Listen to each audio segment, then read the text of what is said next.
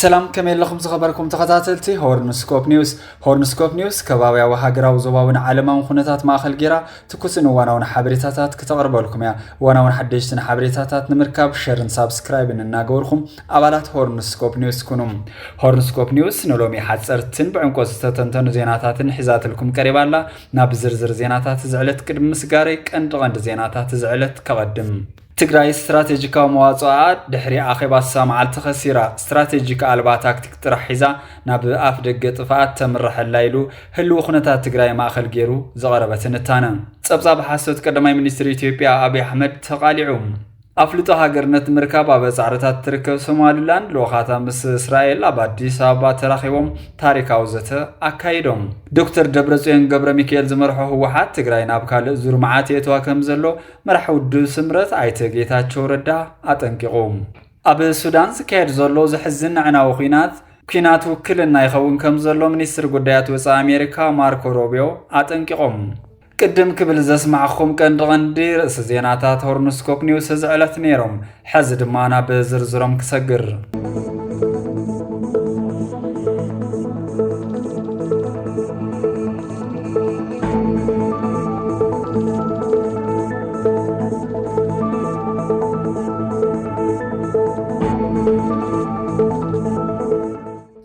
ኣብ ሱዳን ዝካየድ ዘሎ ዝሕዝን ዕናዊ ኩናት ውክልና ይኸውን ከም ዘሎ ሚኒስትር ጉዳያት ወፃኢ አሜሪካ ማርክ ሩቢዮ አጠንቂቆም ማርክ ሩቢዮ ኣብ ዝሃብዎ መግለጺ ኩናት ኣብ ሱዳን ንዝዋግዑ ሓይልታት ደገፍ ዝህባ ብዙሓት ሃገራት ብውክልና ዝፍጸም ጎንጽ ካብ ምዃን ብተወሳኺ ኣብቲ ኩናት ብቐጥታ ዘይተሳተፋ ግን ድማ ሃገራዊ ግዛኣተን ከም መተሓላለፊ ጽዋር ክውዕል ዝፈቐዳ ሃገራት ከም ዘለዋ ኣቃሊዖም ኣሜሪካ ኣብ መስርሕ ሰላም ብንጥፈት ከም እትሳተፍ ዝገለጹ ማርክ ሩቢዮ ኣብ ዝቐረባ እዋን በአዋጅ መስከላት ዝተገብረ ስምዕ ወንታው ጅማሮ ምዃኑ እንተኾነ ግና ብቕልጡፍ ናብ ተግባር ክትርጎም ከም ዘለዎ ኣስሚረምሉ ኣብዚ እዋን እዚ ቀንዲ ትኹረት ኣሜሪካ ነተብ ዓለም ዝኸፈ ሰብኣዊ ቅልውላው ኣጋጢሞ ዘሎ ህዝቢ ሱዳን ሓገዝ ንምብጻሕ ዝኽእል ስምምዕነት ምቁራጽ ተኽሲ ንምዕዋት ከም እትሰርሕ እውን ገሊጾም ኣለዉ ሓገዝ ብሰላም ክዕደል ዝኽእለሉ ውሕስ መዕቀዊ ማሕበረሰብ ምድላይ ከም ዘድሊ ብምሕባር እዚ ንክኸውን ግና ዘተኣማምን ውሕስ ጸጥታ ክህሉ ከም ዝግባእ ኣስሚረምሉ ተኽሲ ምቁራጽ ጥራይ ትእንኮ ፍታሕ ከም ዘይኾነ ዝሓበሩ ማርኮ ሩቢዮ ነቲ ግጭት ሙሉእ ብምሉእ ምቁራጽ ከም ዘድልን እዚ ንምዕዋት ድማ እቶም ተዋጋእቲ ሓይልታት ዝድግፋ ሃገራት ውድባትነት ግጭት ዘብቅዕሉ ስምምዕ ሰላም ክበጽሑን ጻውጥ ክገብሩን ጸዊዖም ኣለዉ ነዚ ኩሉ መድያዊ ጻዕሪ ኣሜሪካ ንምዕዋት ፍሉይ ልኡኽ ሚኒስትር ጉዳያት ወፃኢ ኣሜሪካ ማሳድ ብሎስ መዓልታዊ ኣብቲ ጉዳይ ብቐረባ ይከታተልዎን ይሰርሑሉን ከም ዘለውን ኣረጋጊጾም ማርኮ ሩቢዮ ነዚ ዝገለጹ ብዓርቢ ምስ ርእሰ ሊቀ ጳጳስ ካቶሊካዊት ዓለም ጳጳስ ሊዮን ሰበስልጣን ጣልያንን ድሕሪ ዘካየድዎ ርክብ ኣብ ጣልያን ኣብ ዝሃብዎ ጋዜጣዊ መግለጺ እዩ ኣብዚ ሕዚ እዋን ኣብ መንጎ ሱዳንን ኢትዮጵያን ወጥሪ ከም ዘሎን ሰራዊት ሱዳንን መሻርክቲ ሓይልታትን ኣብ ምብራቃዊ ግዛት መዳውቲ ኢትዮጵያ ጽዑቕ ወታደራዊ ምድላዋት ይገብሩ ከም ዘለውን ተገሊጹ ኣሎ ብዋናነት ድማ ኢትዮጵያ ኣብ ዝዳቡ 769 ኪሎ ሜትሮ ዝርጋሕ ግዛት ሱዳን ከሰላ ገዳሪፍ ሰናርን ሰማያዊ ናይልን ሱዳን ዝተጠናኸረ ምድላው ትገብር ከም ዘላ ተሓቢሩሎም እዚ ድማ ምስ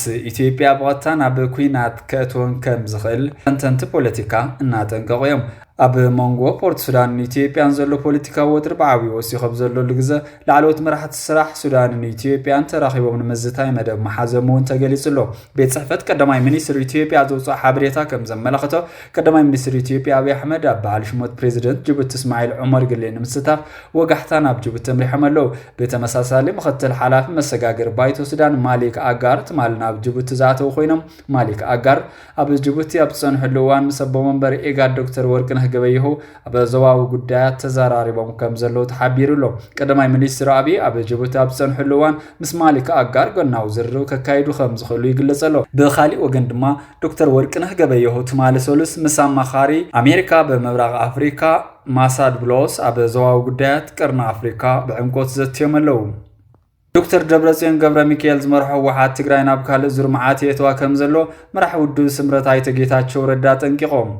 مرح ودو سمرتن أمخاري قدماي منيستر أبي أحمدن عيت ጌታቸው ረዳ ንዛ አፍሪካ ሪፖርት ሰፊሕትን ታነካፊ ለመለው በ10 ተሻዓተ ሚያዝያ ማዕከላዊ ኮሚቴ ውሓት መንግስት ፌደራል ግዴቱ ክፍጽም አይካለም በማል ስምምዕነት ሰላም ፕሪቶሪያ ሞይቲ ይሉ ከምዛወጀ ዘዘኻኸረት ትንታነ ህወሓትን ጀነራል ታደሰ ወረደ ፕሬዝዳንት ግዛው ምሕዳር ትግራይ ኮይኑ ዕድሞ ፌደራል መንግስትን ኻል ዓመት ክናዋሕ መውሳንውን ምቋሙ ገሊጹም እዚ ድማ ታደሰ በዓብዮ ቀደማይ ዓመት ስልጣን ደገፍ ህወሓት ኳን ተነበረው እሙናት ዘይኾን ተዋሂሎም ዝተቆጸሩ ሰበስልጣን ካብ ስርሖም በመብራ ነቲ ምሕዳር ብናይ ሓደ ጉጅለ ህወሓት ዝተዓብለለ ካቢነ ገይሩ ከም ዘጣየሾ አዘኻኺሮም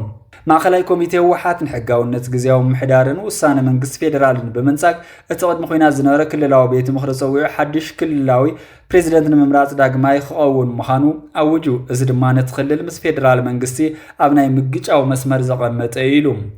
ውሳነ ህወሓት ምስምዕነት ሰላም ፕሪቶሪያ ዝጻረር ነይሩ ዝበላ አይተ ጌታቸው ህወሓት ባይታ አጸዊዓን ደብረጽዮን ገብረ ሚካኤል ፕሬዝዳንት ክኸውን ብ5 ጉንበት ከም ዝመረጸው ተዘኻኸረ አበ ውሽጢ አማራጽ አድማስ ህወሓት መምላስ ደብረጽዮን ከም መምላስ ሕጋው ፖለቲካው ስርዓት ይሽየጠሎ ክብል ነቂፉ እዚ ፈርሳው ምዕባል እዚ መሪሕነት ህወሓት ኣብ ዘመናዊ ታሪክ ትግራይ ካብ ዘጋጠሙ ፖለቲካውን ወታደራውን ውድቀታት ሓደ ለውጥ ክገብር ዘይምኻሉ ዘቃልዕ ምዃኑ የረድእ ቅድሚ ትዕናዊ ኩናት ንኽልተ ዓመታት ደብረጽዮን ትግራይ መሪሕዋ ከም ዝነበረ ዘዘኻኸረ አይተ ጌታቸው እታ ህሞት እቲ አግን ዲፕሎማሲያዊ ብልሓትን ልጓምን ተሓትት ነራ ክብል እቲ በዓሉውን ዝነበረሉ መሪሕነት ትግራይ ክሰርሖ ዝግባእ ዘይመስርሑ ጣዕሱ ገሊጹ የግዳስ ህዝቢ ብጽዋ ጅግንነት ክልዓል ትግራይ ምስ አዲስ አበባ ንዝፍጠር ኩናት ክትጻወር ዓቕሚ ከም ዘለዋ ተነጊርዋ እቲ ብሰንኪ ምድንጓይ መረጻ 10 መሪሕነት ህወሓት ዝወሰደ ቁዋም ኩናት ዘቀላጥፍ ነይሩ ብምባል ሕዝቡን ጣዕሱ ገሊጹ ሳዕቤን ድማ ዓናዊ ነይሩ ዝበለት ሚኒስትር አማይ ተሽሓት ተቐቲሎም ልዕሊ 1 ሚልዮን ድማ ተመዛቢሎም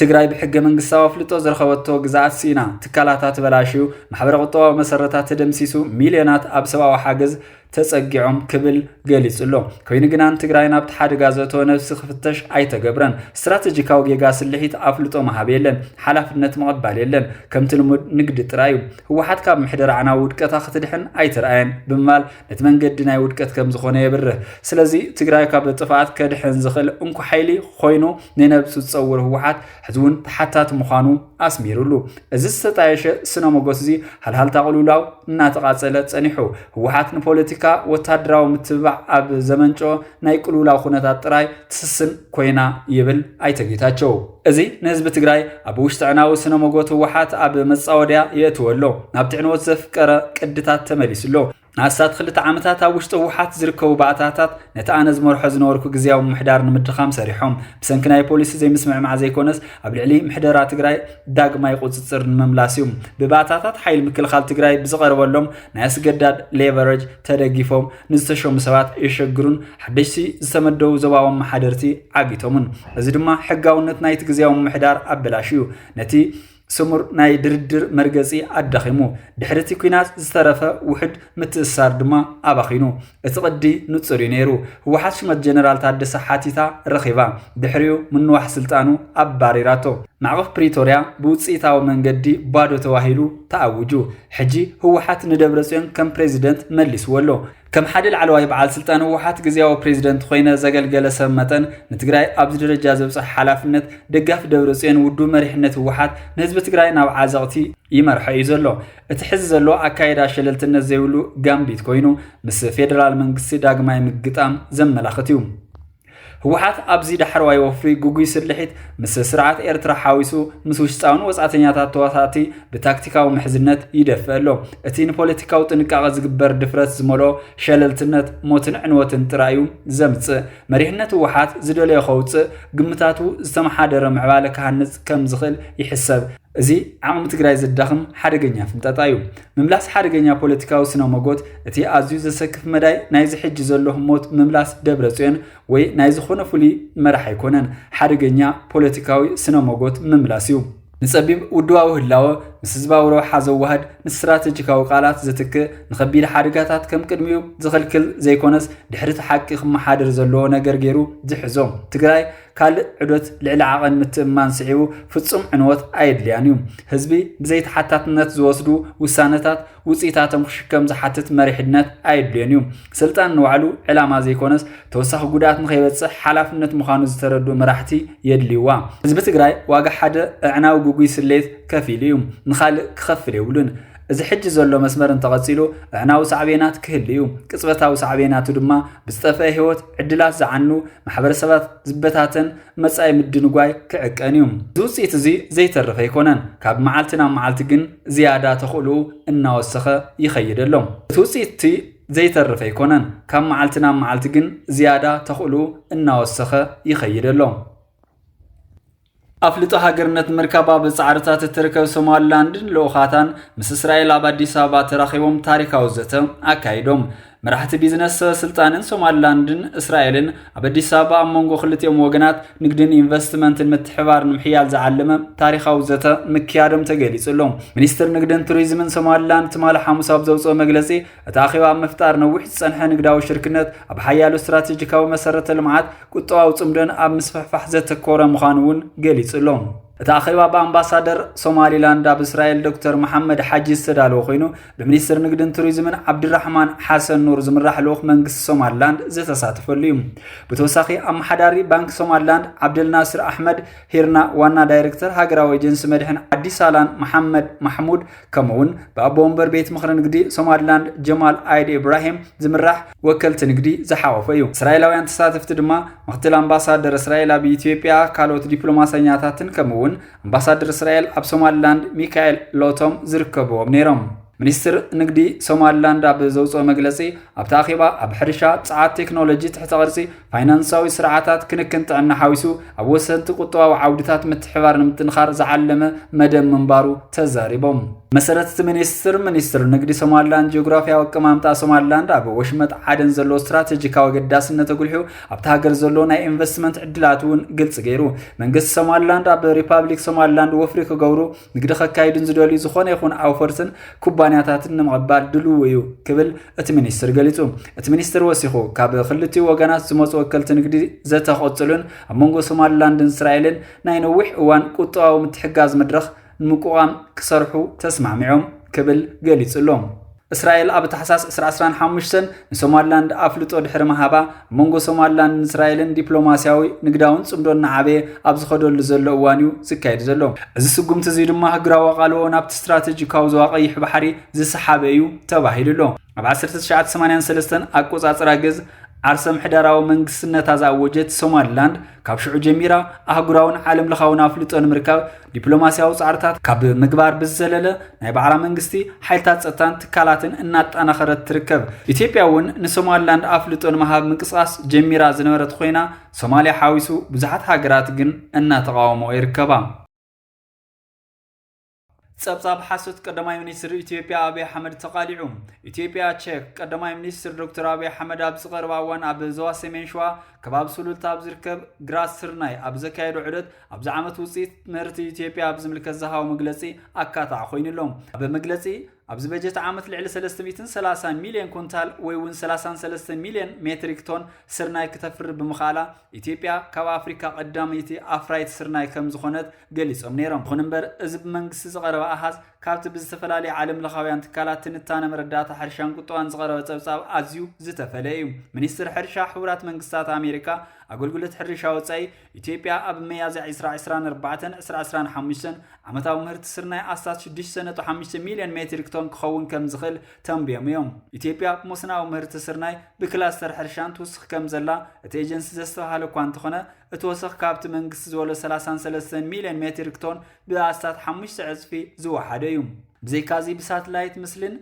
أبا مريت تمركوسة مرداتان مسارت سيجارة التانة كم زحبرو صفحات حراس مريت متن مرتي إثيوبيا نتمنقص ب4 عزف وسخ أريو زول زعبا زدق فيكونن بتمساسالك كم بعل ود مقبن حرشان عالم ودو حورات هاجرات زعمسول تكالات زرخبنا يمرداتا مرتي إثيوبيا لعلي 7 مليون متريك طن كم زي يغمت ተገሊጹ ኣህጉራዊ ንግዲ ሕርሻ መረዳእታ ኢትዮጵያ ኣብ ኣፍሪካ ብሰለስተ ዕጽፊ ወሰኽ ምህርቲ ክመጽእ ከሎ ዝተፈለየ ስእሊ ይስእል ጸብጻባት USDA ኢንዴክስ ቦክስን ን2024-2025 ከም ዘመላኽቶ ግብጺ ሕጂ እውን ኣብ ምህርቲ ስርናይ ኣብ ኣፍሪካ ትመርሐላ ዓመታዊ ምህርቲ ካብ 9.2 ክሳብ 9.7 ሚልዮን ሜትሪክ ቶን ኢትዮጵያ ብ6.5 ሚልዮን ሜትሪክ ቶን ድሕሪ ግብጺ ካልአይተላ መንግስቲ ኢትዮጵያ ንሰደድ ስርናይ ጀሚራ ትብል እኳ እንተኾነት ኣህጉራዊ ንግዳዊ መረዳእታ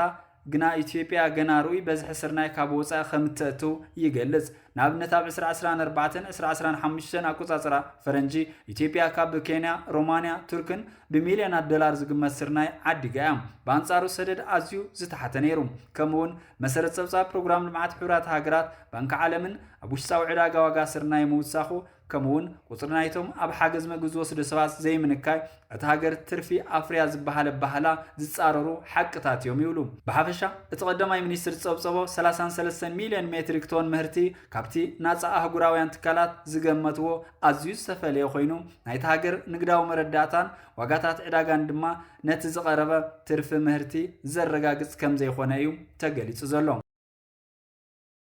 ትግራይ ስትራቴጂካዊ መዋጽዋኣ ድሕሪ ኣኼባ ሰማዓልቲ ኸሲራ ስትራቴጂ ኣልባ ታክቲክ ጥራሕ ሒዛ ናብ ኣፍ ደገ ጥፋት ተምርሐላ ኢሉ ህልው ኩነታት ትግራይ ማእኸር ገይሩ ዝቐረበ ትንታነ ኩናት ዘይተርፍ እንተኾይኑ ኣብ ትግራይ ንቐንዲ መራሕቲ ዒላማ ዝገበረ ስጉምቲ ክውሰዱ እውን ጸዊዑ ሓድሽ ምዕባለ ትግራይ ቀጸልቲ ስጉምታት መሰረት ዝገበረ መድረኽ ኣብ አዲስ አበባ ተመኺሩሎም ነቲ ኣብ ትግራይ ዘሎ ሓድሽ ምዕባለ ስዒቡ መንግስቲ ፌደራል እንታይ ክገብር ከም ዘለዎ ዝመክር መድረኽ ተኻይዱሎም ሎሚ ሓደ ጉንቦት 2018 ብሚኒስትር ቆላን መስኖን ፌደራል ዶክተር አብርሃም በላይ ዝተዳለወ መድረኽ ላዕለዎት ወታደራዊ አዘዝቲ መራሕቲ ፖለቲካዊ ውድባት ሰብ ሃፍቲ ሶሞያ ሚድያን ዝተፈላለዩ ክፋላት ሕብረተሰብን ዝተረኸብሉ እዩ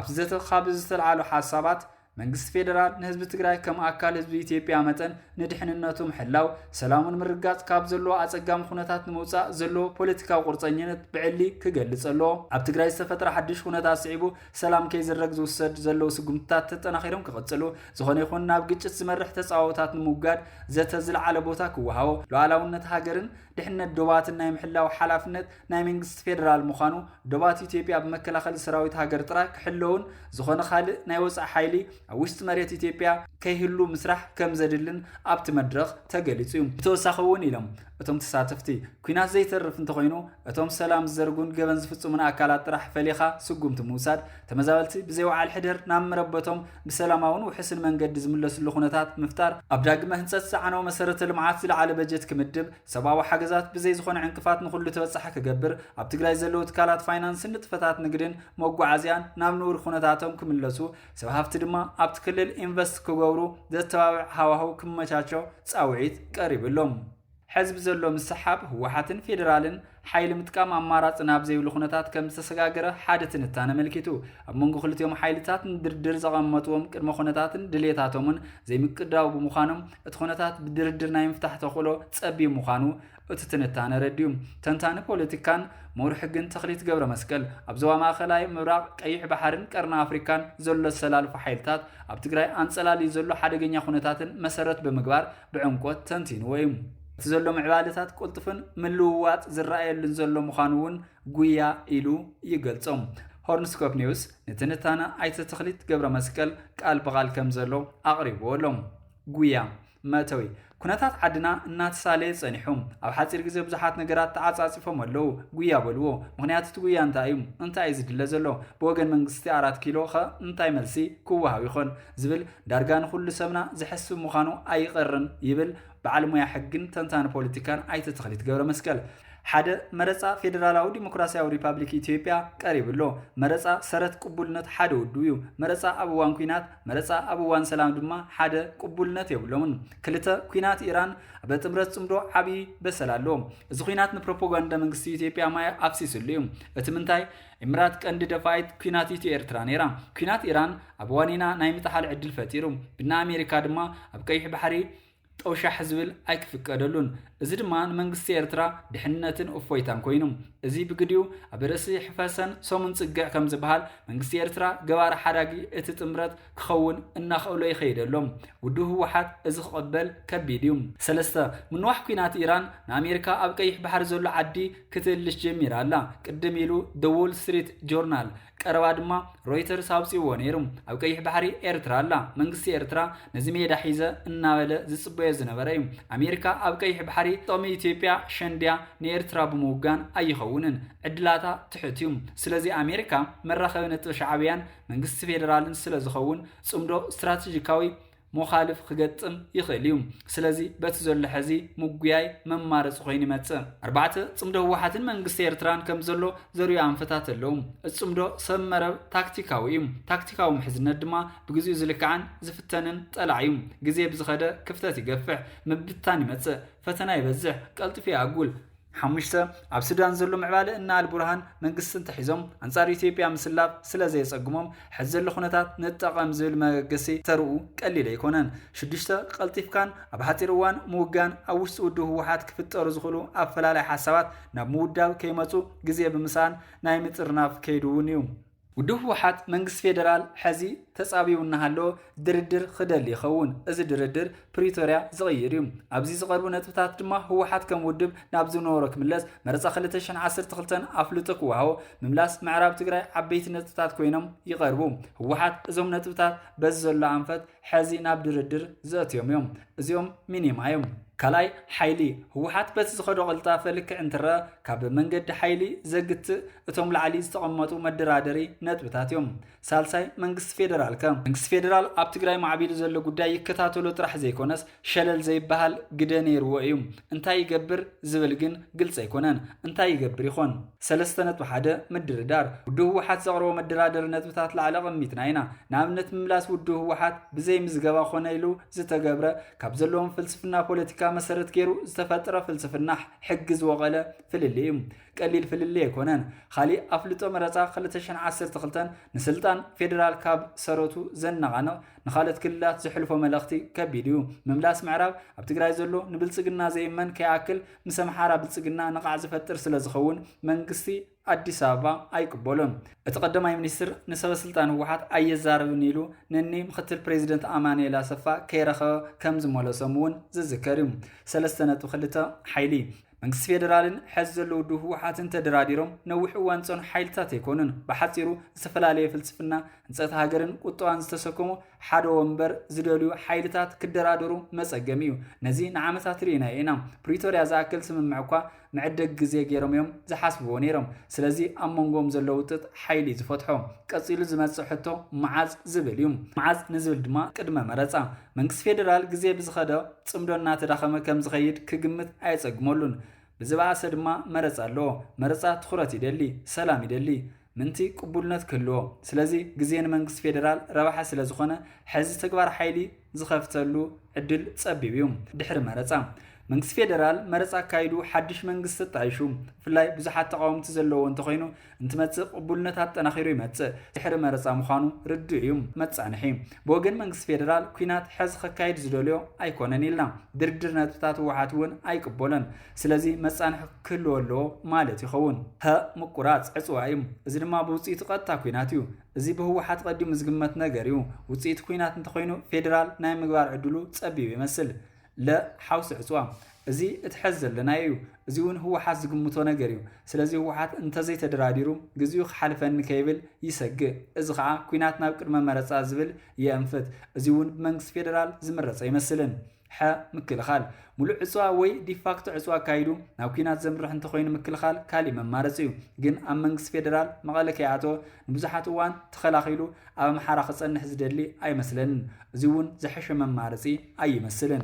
ما سقطا مسجلم محياش اب كلتشن 13 عامه مرصا مستخايد منግስት ፌደራል ዝመስረተ መንግስቲ ይሕጋው ይሉ ምስ መንግስት ትግራይ ግን አይቋረጸን ሕዙን በተመሳሳሊ ግምት ተናዊሑ ስለዘሎ ፕሬዝዳንት ጥራሕ ከም ዝቀየረ በመምሳል ከም ዘሎ ኸጽል ይኽእል ገለ መልአኽ በጀት ገለውን ክህሉ ይኽእል ራ ሓራ መሬት ዝርዝሩ ይጽናሕ ሓደ ነገር ግን መባል ይከኣል መንግስቲ ፌደራል ህወሓት ዘይብላ ትግራይ ከመይ ይሓስብ ኣብ ሰብ ገድሊ ሓራ መሬት ዝህልዎ ቅዋም ሪኻ ዝውሰን ስለ ዝኸውን ሓይሊ ፌደራል ዝቆጻጸረ ብሔር ነዚ ጉዳይ ሸለሊሉ መጻንሕ ክገብሮ ዕድሉ ዝጸበበ ይኸውን እዩ ህወሓት እውን ከም ኣዋጅ ኩናት ፌደራል ገይሩ ክወስዶ ሰፊሕ እዩ ድርድር መዕደግ ግዜ ዓለም ለኻዊ ትካላትን ሕብረት ኣፍሪካ ክነደራድር ክብሉ ይኽእሉ ህወሓት ፈለማዚ ክገብር ምፍታኑ ይቕርን ፌደራል መንግስቲ እውን ነዚ ካታጎሪክሊ ምንጻግ ምስ ግዜን ዲፕሎማሲን ዘይኸይድ ይኸውን ህወሓት እውን እዚ ጥሒሱ ናብ ካሊእ ክኸይድ መጸገም ይገብሮ እንተነ ሓይሊ ግዜኡ ሕዚ እዩ ብምባል ዝኣመነ ይመስል መንግስቲ ፌደራል መረፃ ክሕልፍ ከም ዝደሊ ርዱ እዩ መደራደር ነጥብታት ህወሓት መንግስቲ ፌደራል ዝቕበሎም ኣይኮነን ህወሓት ድማ በቶም ነጥብታት ዝደራደሩ ኣይመስሉን ስለዚ ዘሎ መማረፂ ሓይሊ ኮይኑ ንረኽቦ እዚ ተግባር ሓይሊ መንግስቲ ፌደራል ድሕሪ መረፃ ክኸውን ዝመርፅ ይመስል ግን ክሳብ ሽዑ ዘጽንሐሉ ዕድል ግን ጸቢብ ይመስል መደምደምታ ትግራይ ስትራቴጂካዊ መዋጽኣ ድሕሪ ኣኼባ ሰማዓልቲ ሲኢናቶ እያ ድሕሪኡ ካብቲ ዓንኬል ጥፋት ዘውፃእ ስትራቴጂ የብላን ኩሉ ነገራታ ብታክቲክ እያ ትፃወት ዘላ ዋጋ ስትራቴጂ ኣልዎ ታክቲክ ድማ ዓድና ኣብ ኣፍ ደገ ጥፋት ኣላ ምሕረት የውርደልና ምሕረት የውርደላ ሰላም ይብል ትንታነም ኣይተ ተኽሊት ገብረ መስቀል እዋናውን ሓደሽትን ሓበሬታታት ንምርካብ ሕዝውን ሆርንስኮፕ ኒውስ ላይክን ሸርን ብምግባር ሪቶታት ክመቐምጡ ንሎማዓንቲ ዝበልናዮም ዜናታት ሰማዕኹሞም ይመስል ነይሮም ሰላም